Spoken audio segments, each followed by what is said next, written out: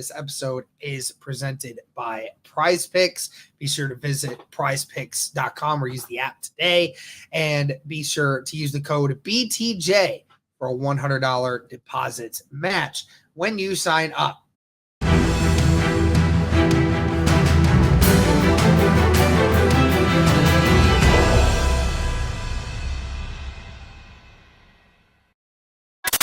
What is going on, Colts Nation? Welcome back to another episode of Bring the Juice. Here, guys, Derek and Cody with you as always. Guys, we're back with another one. Colts fans, hot takes, part 3.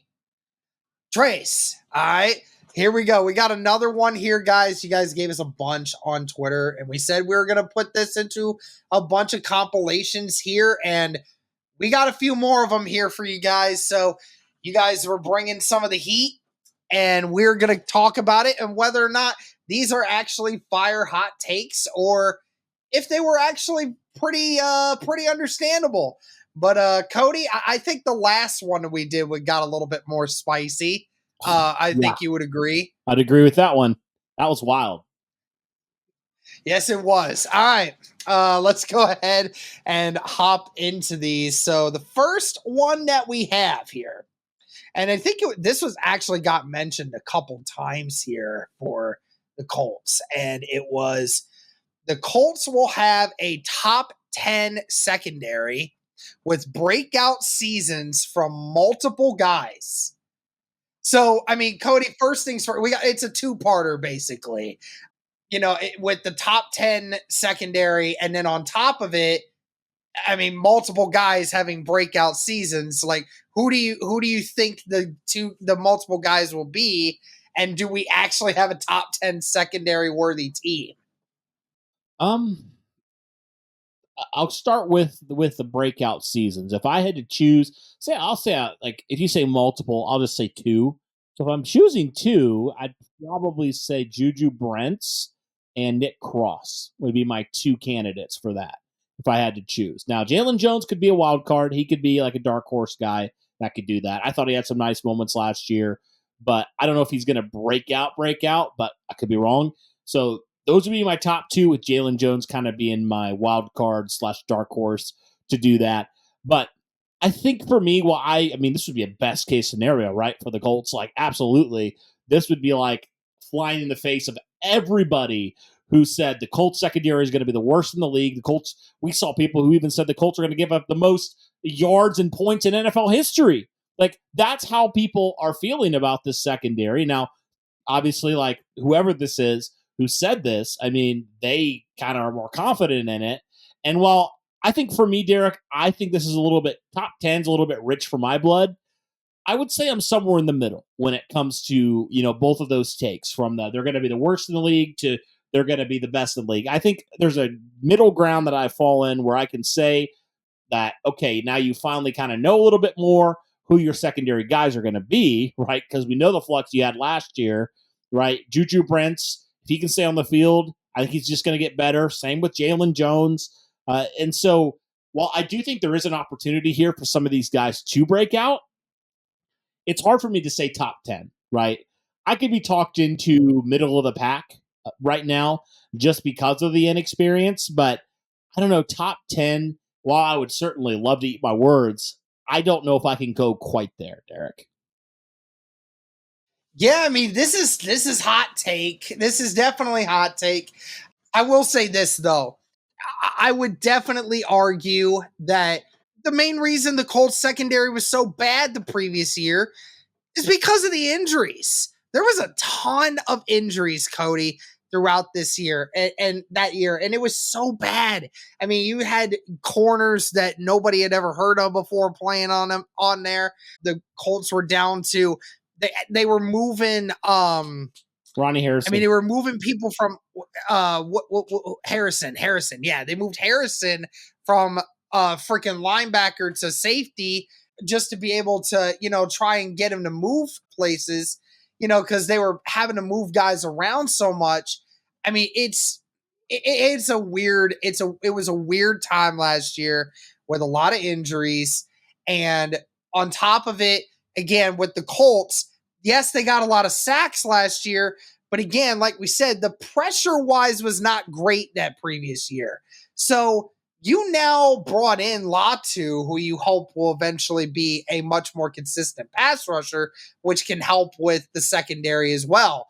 So when you look overall at this team now, if the secondary is even remotely healthier than what it was last year, and the secondaries or the defensive line is even remotely better at getting pressure on the quarterback than what they were in 2023, then this secondary is 100% going to be better in 2024 than what it was in 2023, and it has the potential to be a lot better in 2024. But in order for it to be a top 10 secondary, like this comment suggests, you're right. It's going to take multiple breakout seasons from several players in the secondary to actually be able to do that. And that results in Juju Brent's doing it. One of the corners is going to have to do it. You know, talking about Dallas Flowers, does he come back and be that consistent player that we need him to be? You know, like there's a lot of things that have to happen. So, yeah, it's definitely very hot take-ish to say top 10 secondary. Would I say it's out of the question? No, it is very possible, just as long as everybody stays healthy. Okay, this next one comes from our good friend Drake Wally here. So this one, he calls this player a diamond in the rough and actually gives some statistics on what he thinks he can get. So Drake says Jaylen Carly will have 3+ interceptions and 2+ forced fumbles. Says he plays exactly like Cato June and is now getting coached by Cato June.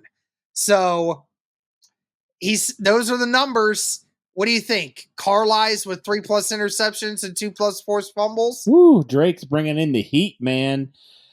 I mean, Carly's already made a play in camp, man. He already made a play as a linebacker. So, yep. Is he going to play that much to get those stats? I don't know. That's what I was wondering too. That's my biggest question with it, because, I mean, he does kind of give me, and I know some people will gawk at this, but like I've heard different people say, hey, you know, obviously it's not going to be an apples to apples comparison, but like they're like that when he did that, that gave me Darius Leonard rookie year vibes. Because if you remember, like in like one of his first training camps, I think it was like his first training camp, he picked off Andrew Luck. So like that kind of thing where like some guys got it, some guys don't. But like Jaylen Carly is already showing that he's got it, man. He's got something in there. So I don't know what that'll translate to on the field, but I love it, man. I love giving faith in a young guy that has an opportunity here to do some really special things. And I mean, Derek, that number 3 linebacker position is wide open, man. It is wide open. There are a ton of guys. I think Carly's is going to be right in that mix who I think have an opportunity here to really compete. And you know, that third linebacker, yeah, it's not like the craziest amount of snaps, but I think if he was that third linebacker, he could do that, Derek. I do think he could have an opportunity there. But again, he's going to have to compete with guys like Segun Alubi, who obviously played well in spurts last year. You know, I don't know. You want to throw in some other linebackers as well. Grant Stewart is Grant Stewart's name's there. Grant Stewart and just a few other guys as well. So it's like, I mean, I don't know. Like, I think he has a good chance here. I like his upside as a player, and obviously making the transition from a safety to a linebacker. I mean, he's going to be naturally, I think, Derek, a more athletic linebacker just from doing that alone. So I love it, though. I would love to see Jaylen Carly as that number 3 linebacker, and I think if he does that, I think he has a chance there to do something like this and make an impact as that number 3 linebacker. Because, Derek, if there's any position the Colts can draft well, it's linebacker. Like, say what you want about Chris Ballard and some of the positions that he hasn't hit on.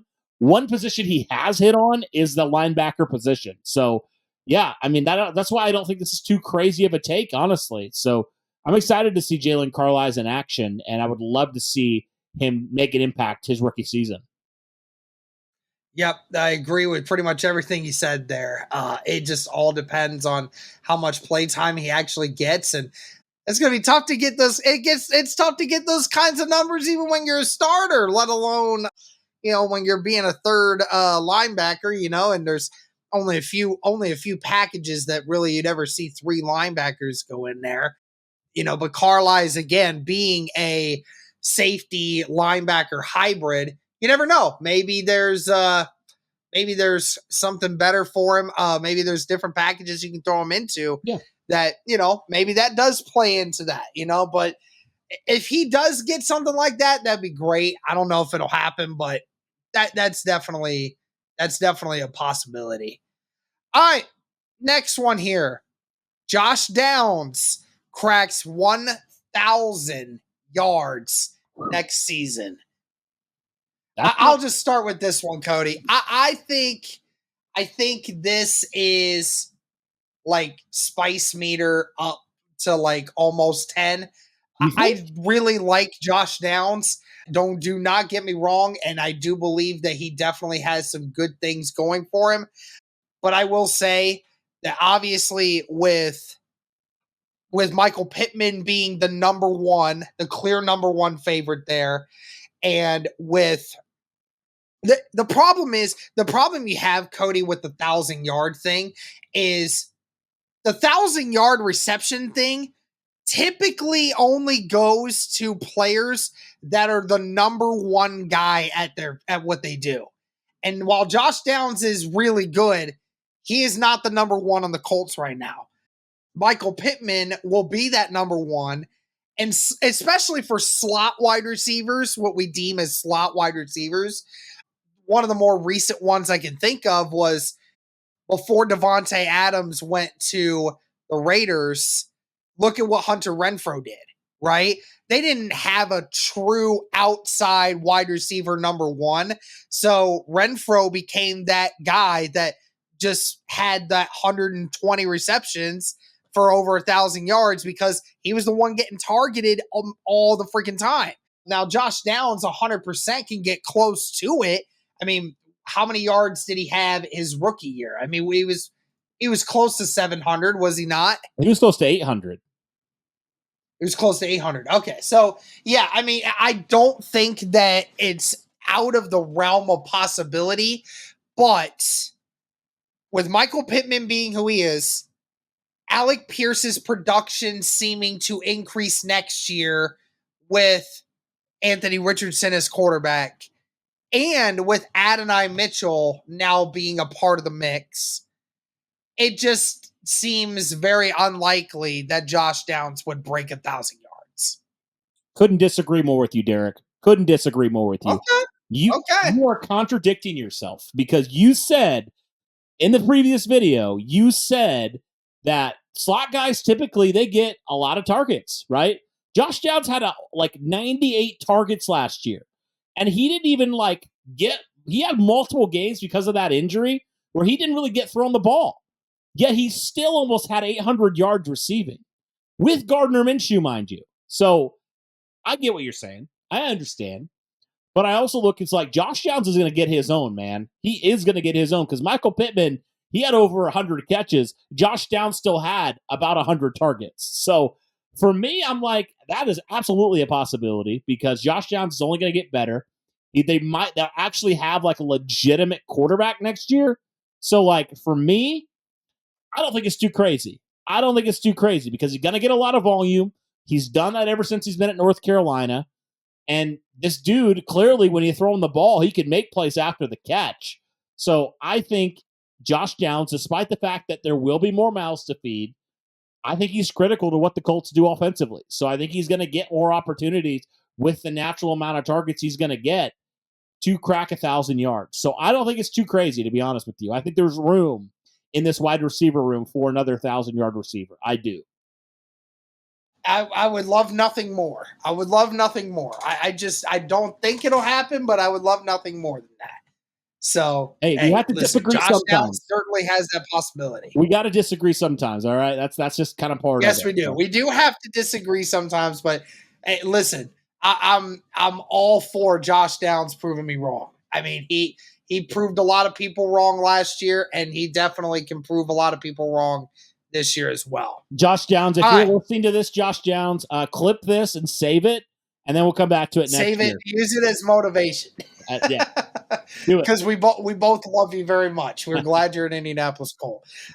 Anyways, hey, what's going on, everybody? Summer's here, so that means NBA, football, all those types of stuff. It's not the here right now. So we got the MLB and the WNBA to pass the time. I haven't really gotten a whole lot into the WNBA as of recently, but have had a couple things here. A lot of Asia Wilson props here that are really good that I'm very interested in making. So I would definitely keep an eye out for any of those. Shohei Ohtani for MLB props. Highly suggest you guys hit that over when it comes to Ohtani, when it comes to total bases.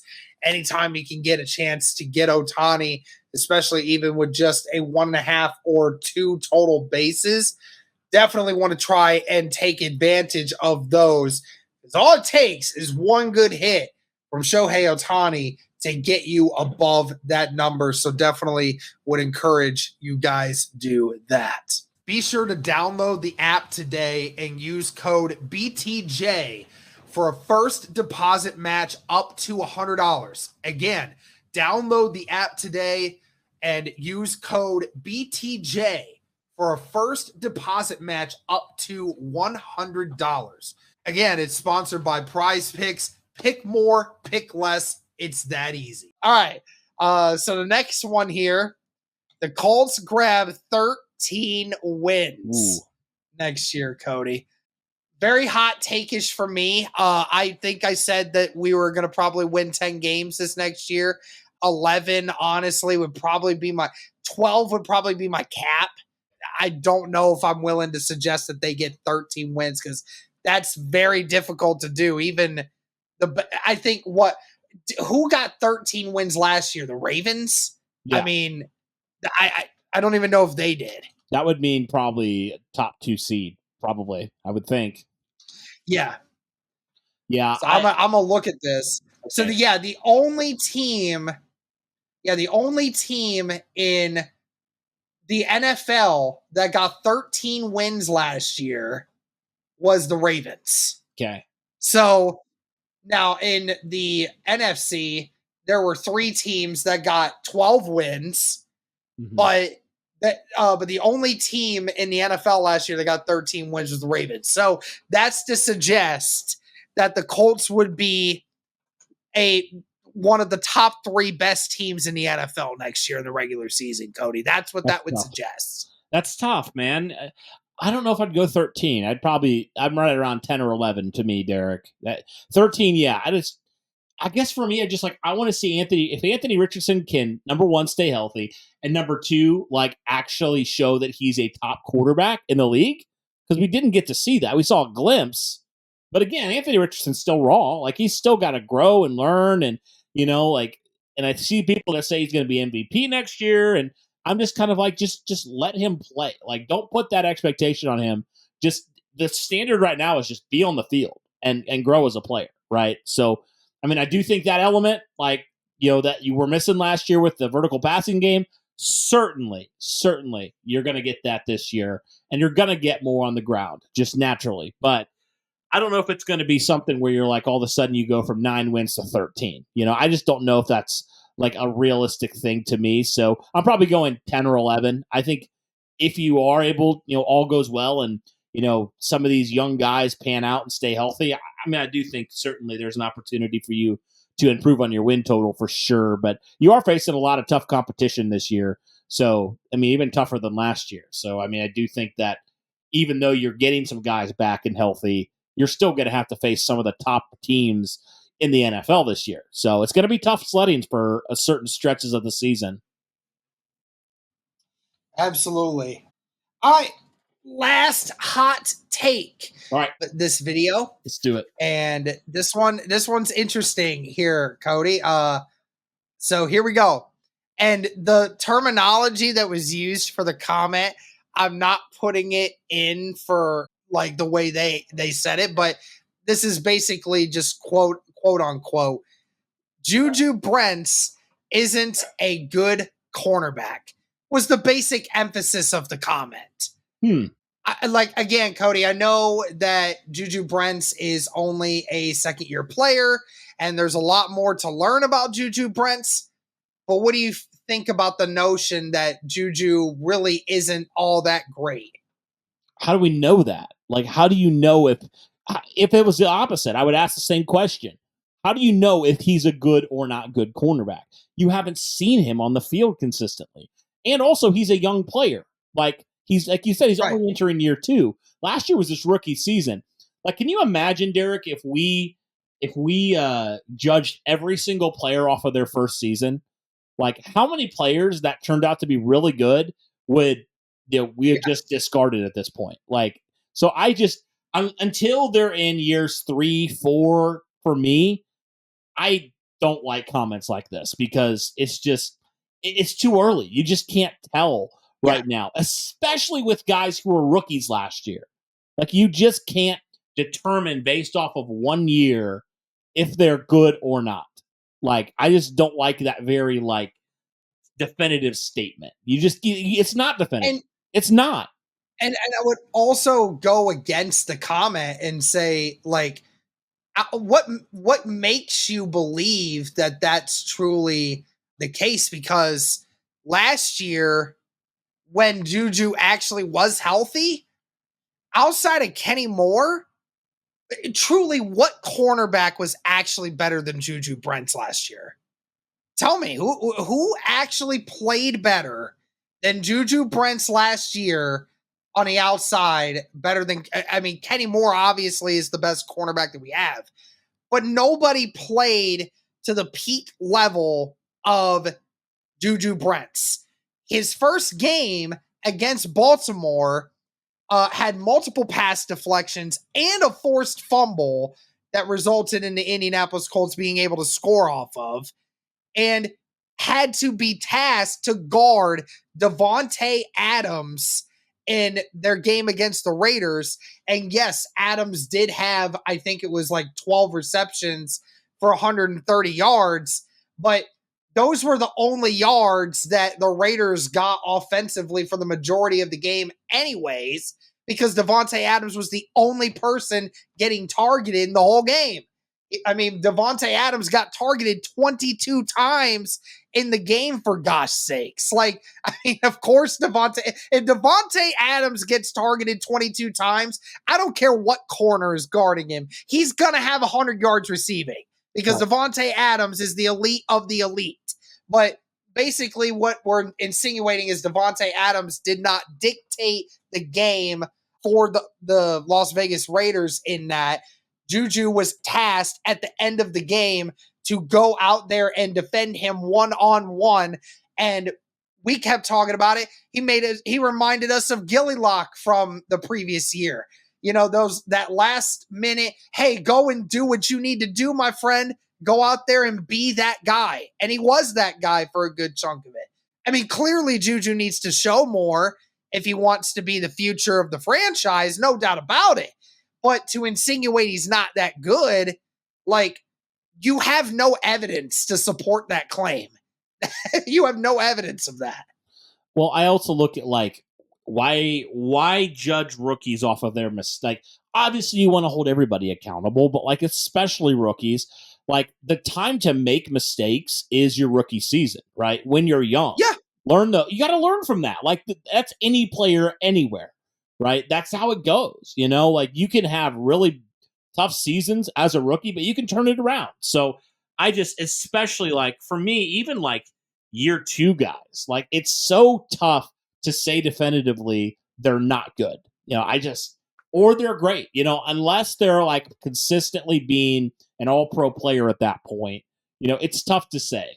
So for Juju, I saw enough positive things for me to be excited about him moving forward, but I just, regardless of it, you can't definitively say one way or the other he's good or he's not, because he's still young and he's still growing. And he's only like 22, 23 at this point. So I'm not going to judge and say one way or the other. That's not for anybody's place, I don't think, right now. Absolutely. All right. Well, those are 5 hot takes from the fans of Cody on Twitter. Keep those things going, guys. Maybe we can do a few more of these during the off season. What is it now? 6 more weeks, basically, Cody, until we get to go into training camp. So definitely will be fun to keep going with these. But thank you guys so much for all the support. Thank you for the comments. Glad to be able to do these. And thank you guys so much for tuning in. And as always, guys, go Colts.